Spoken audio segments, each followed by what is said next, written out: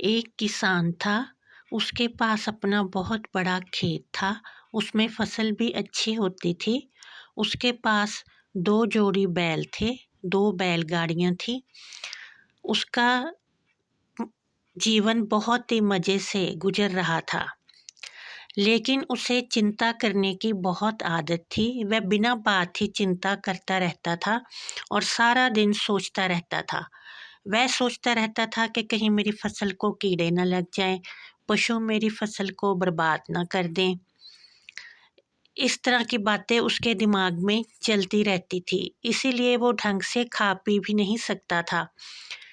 इसलिए उसकी पत्नी उसे एक बौद्ध भिक्षु के पास ले गई और दोनों ने जाकर भिक्षु को प्रणाम किया और अपनी सारी व्यथा सुनाई। किसान ने बताया कि मुझे व्यर्थ की चिंता ही सारा दिन सताती रहती है।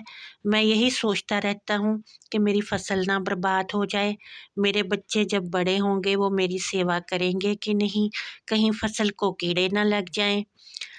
तो बौद्ध भिक्षु ने उसकी सारी बातें सुनी और उसे दूसरे दिन आने के लिए बोला। दूसरे दिन पति पत्नी फिर बौद्ध भिक्षु के पास गए और जाकर उसे प्रणाम किया। उन्होंने देखा कि भिक्षु ने अपने सामने एक दूध का गिलास रखा हुआ है। कभी वो अपने सिर पर हाथ मार रहा था, कभी जमीन पर हाथ मार रहा था। तो उन्होंने बौद्ध भिक्षु से पूछा कि महात्मा जी, ये आप क्या कर रहे हैं? भिक्षु ने कहा कि मैं चिंता में लगा हुआ हूँ कि कहीं इस गिलास वाले दूध को बिल्ली ना पी जाए या ये गिलास गिर ना पड़े। ऐसा सुनकर दोनों पति पत्नी जोर जोर से हंसने लगे। तो उन्होंने भिक्षु से बोला कि यहाँ पर बिल्ली तो है नहीं, तो वो कैसे दूध पिएगी, और जब तक आप बैठे हो तब तक वो आ भी नहीं सकती, और कोई यहाँ है नहीं जो दूध का गिलास गिरा देगा। फिर आप क्यों व्यर्थ की चिंता कर रहे हो? भिक्षु ने किसान से कहा कि यही बात तो मैं तुम्हें समझाना चाहता हूँ कि जो बात अभी हुई नहीं है तुम उसकी चिंता क्यों करते हो? तुम्हारी फसल को क्यों कुछ हो जाएगा, या बड़े होके बच्चे तुम्हारी सेवा क्यों नहीं करेंगे? अगर फसल को कुछ हो भी गया तो तुम दोबारा भी फसल उगा सकते हो, क्योंकि पहले भी फसल तुमने ही उगाई है। और जब हमारे पे कोई मुसीबत आती है तो उससे सामना करने का जो साहस है वो भगवान हमें उसी वक्त खुद दे देते हैं। तो जो बात अभी हुई नहीं है तुम उसकी चिंता करके अपने वर्तमान जीवन को क्यों बिगाड़ रहे हो? क्यों अपनी सेहत खराब कर रहे हो? क्यों तुम चिंता में घुले जा रहे हो और खाना भी नहीं खा रहे हो? इससे तो तुम बीमार हो जाओगे और जो तुम सोच रहे हो वो सब कुछ हो ही जाएगा।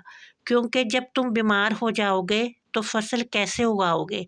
उसकी रक्षा कैसे करोगे? उसे बेचने के लिए कैसे जाओगे? ये सुनकर किसान बौद्ध भिक्षु के चरणों में गिर पड़ा और उसने कहा कि आपने आज मेरी सारी समस्या का हल कर दिया। अब मैं कभी भी चिंता नहीं किया करूँगा, बस वर्तमान को खुशी से जीऊँगा और मेहनत करूँगा। इस तरह से हम में से भी बहुत से लोग व्यर्थ ही चिंता करते रहते हैं। हमारे हाथ में सिर्फ वर्तमान ही होता है जिसे हम अच्छी तरह गुजार सकते हैं, उसमें ही हम मेहनत कर सकते हैं। भविष्य का किसी को भी कुछ भी ज्ञात नहीं है, इसलिए भविष्य के बारे में सोचकर अपने वर्तमान को हमें कभी भी खराब नहीं करना चाहिए। आशा है आपको ये मेरी कहानी अच्छी लगी होगी। अगर अच्छी लगी तो इसे लाइक करें और चैनल को सब्सक्राइब करें।